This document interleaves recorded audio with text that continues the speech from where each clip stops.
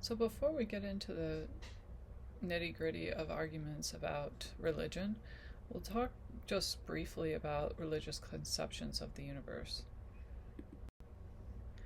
So, beginning with monotheism, there are a lot of similarities, though there are also a lot of differences between the major monotheistic religions. But in general, they all think that God is there's one God, obviously, because that's what monotheism means, and that God is omniscient, meaning all-knowing. So God knows everything that happens, perhaps to the end of the universe. That's something that people don't necessarily agree on, and turns out to be very difficult to figure out. But in any case, all-powerful, which also has some issues as well. Omnibenevolent, which means all good. So God is supposed to be basically the best or good all the time, whatever that means for each religion. Omnipresent, which means God is everywhere, and that one again turns out to have some interesting difficulties, which we won't really discuss. And perfect, which is perhaps part of being omnibenevolent, perhaps not. So other beliefs that most monotheistic religions agree on is that God created the world. The world is real in some sense. This might not seem like it's important, or it might seem obvious, but it turns out not to be as we go through some of the other religions. Humans are created in God's image and are loved by God. Humans are individuals. Again, seems obvious, but we'll see that it's not. God in some sense controls or can control what happens in the world. That one ends up, again, causing a lot of problems too that we'll see. And humans have free will and are subject to divine punishment or reward in the afterlife. That's mostly all monotheisms believe something like that. And we're going to lump together non-monotheistic religions, though we're not going to talk about all of them. And we're going to focus mostly on some of the more common and prevalent religions that exist now. So Hinduism, Jainism, and Buddhism generally believe that humans may or may not have souls. Some of these religions believe they do, some they don't. Humans may not be individuals at all, but they might instead be part of a consciousness of a greater God or part of the consciousness of the universe. Generally, on these religions, humans or human souls don't go into sort of a static afterlife. Sometimes they do, sometimes they don't, upon death.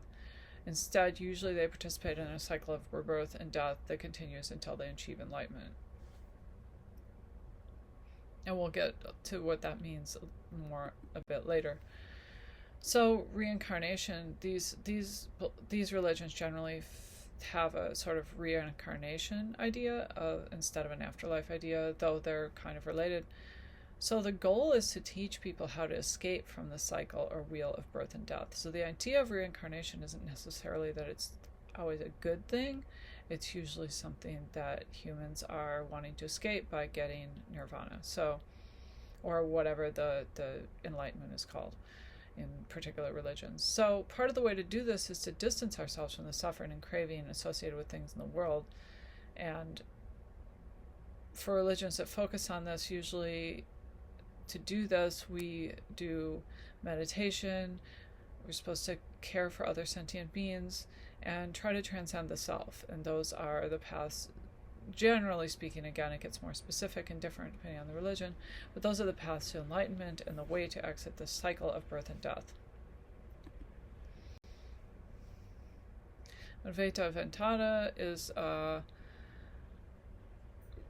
one form of Hinduism, and it says that the only one existing substance is Brahman. So it's an immortal, qualityless consciousness. Everything else we experience, including ourselves, is just illusion, according to this view. So to understand ourselves in the world, we must realize that each enduring self, or Atman, is just identical to Brahman. So there isn't really an individual self. And enlightenment, then, for this form of Hinduism is the realization that there isn't any distinction between ourselves and the world. So everything is just Brahman. So the idea that we're part of everything and that there is no individuality is the key to enlightenment and to exiting the cycle. Jainism is a bit different, though it's also a form of Hinduism in a sense.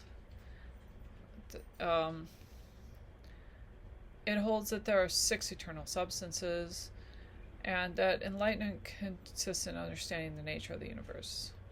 So the self here is individual for Jainism, and it's immortal and omniscient, but lay people still don't really achieve enlightenment. So only Jain monks strive for enlightenment, and they take vows of non-violence, truth, chastity, not stealing, and non-possessiveness as part of their attempt to achieve enlightenment. And we'll talk more about these religions later. This is just a really quick overview. So for Buddhism, in general, there's no Atman or enduring self or soul. There isn't an all-encompassing Brahman. Really, there's just transitory elements or states. So impermanence is central to Buddhism, and part of the key to enlightenment is understanding that everything is transitory and that nothing is permanent. And again, there's more specifics to that we'll get into to some extent later on. There are different varieties of Buddhism. In Theravada Buddhism, a bodhisattva is someone who's on the path to become a Buddha, and a Buddha is someone who has discovered the path out of the samsara, which is the cycle of birth and death.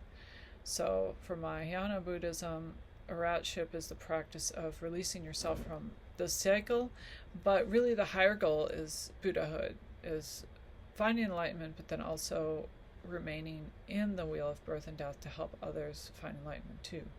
And so Buddhas are supposed to have great powers and to live for a really long time. There are other varieties of Buddhism that have different beliefs though as well, but this is again just a really quick overview to give an idea of the different beliefs in some of these different systems.